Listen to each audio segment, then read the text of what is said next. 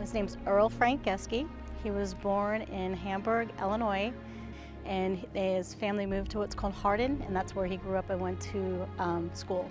And when you hear the one-room schoolhouses, that's what he grew up in.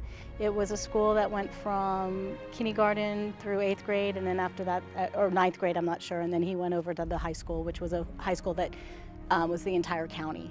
The way he used to speak is that he didn't want to stay in Illinois his entire life.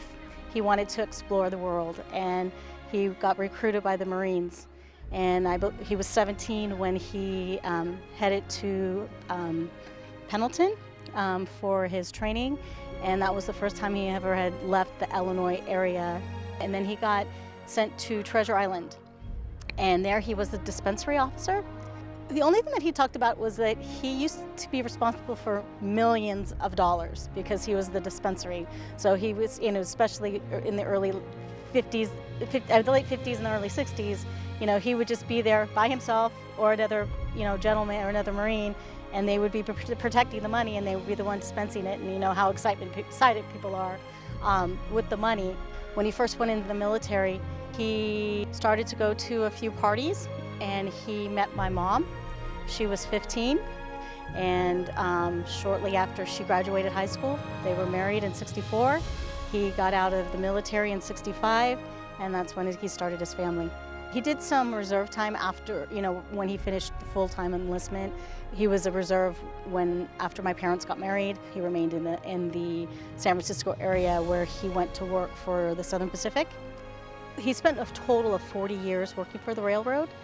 And then during that time, he was a police reserve for the South San Francisco Police Department, where he spent, I believe it was 11 years as a police officer.